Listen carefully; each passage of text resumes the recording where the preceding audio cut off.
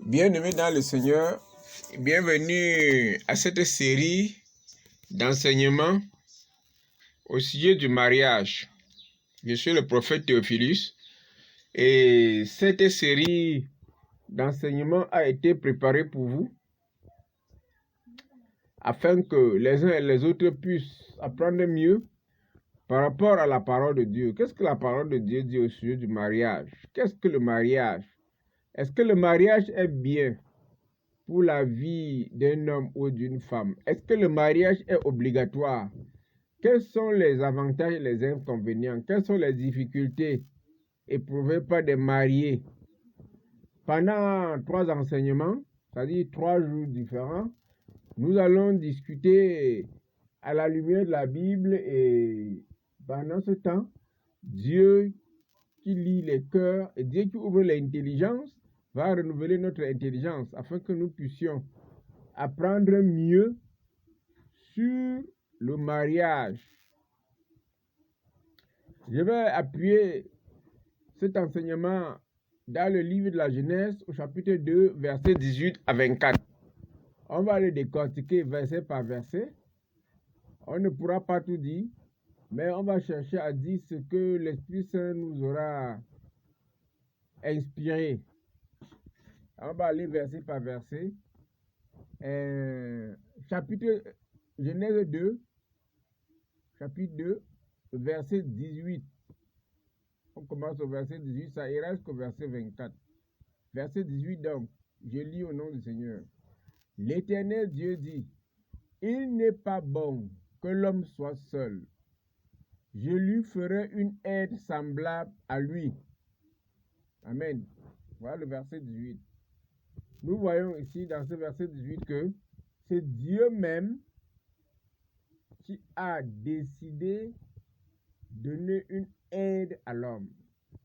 Parce que plus loin, au chapitre 2, verset 17, Dieu a créé l'homme. Et maintenant, lui-même, il se rend compte qu'il n'est pas bon. Si Dieu pouvait faire ce qui n'est pas bon, il aurait laissé l'homme sans femme. Alors, lui-même, dans le but de la perfection, dans le but de nous donner ce qui était vraiment parfait, il a lui-même dit que il va donner à l'homme une aide semblable à lui. Nous savons que depuis le chapitre 1 de la Genèse, la création du monde, tout ce que Dieu fit était bon. Mais à ce niveau, il y aura une petite difficulté pour l'homme de faire un choix. Parce que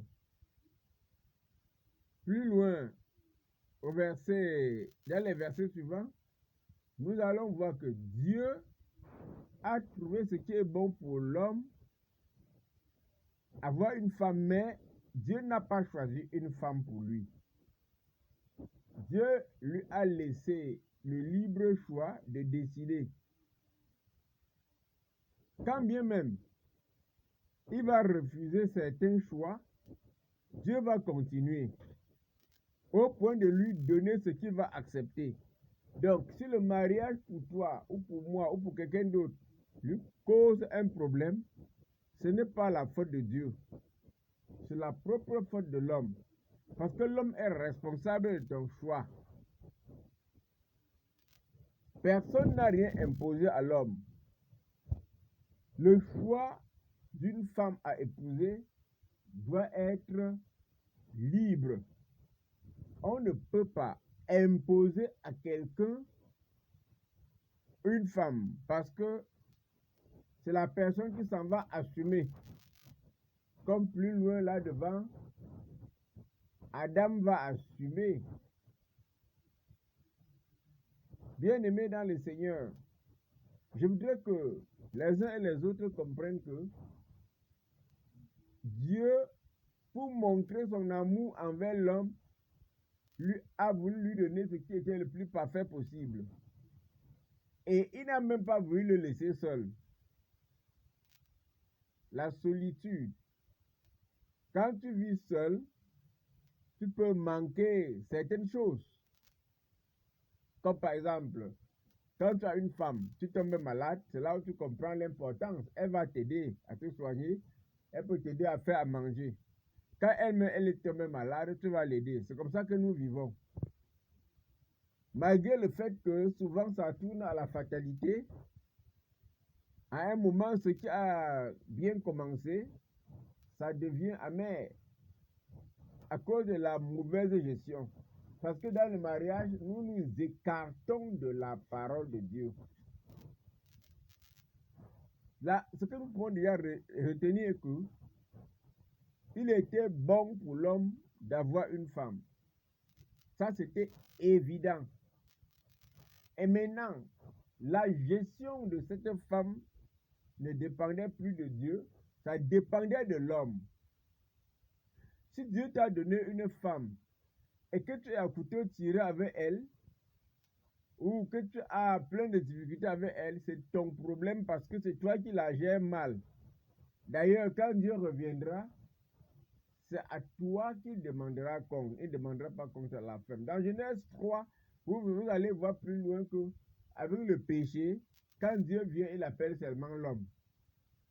C'est la femme qui a péché. C'est la femme qui a pris le fruit défendu pour manger et donner pour le monsieur là. Maintenant, quand Dieu vient, il n'appelle pas la femme, il appelle plutôt l'homme. Ici, Dieu appelle à la responsabilité de tout homme qui s'engage au mariage. Le mariage n'étant pas obligatoire. Dans 1 Corinthiens, Saint Paul le dit. Vous pouvez rester sans vous marier.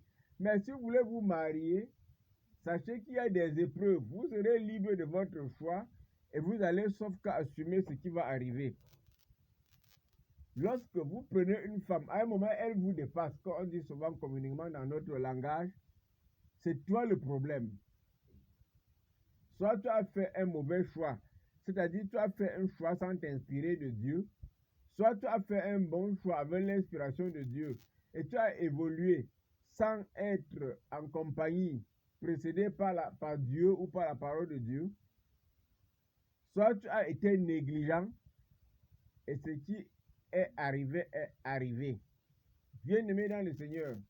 Donc, dans ce premier verset, nous voyons que l'homme est responsable et le mariage est bon. Donc, voilà un peu ce que je peux dire pour ce premier verset.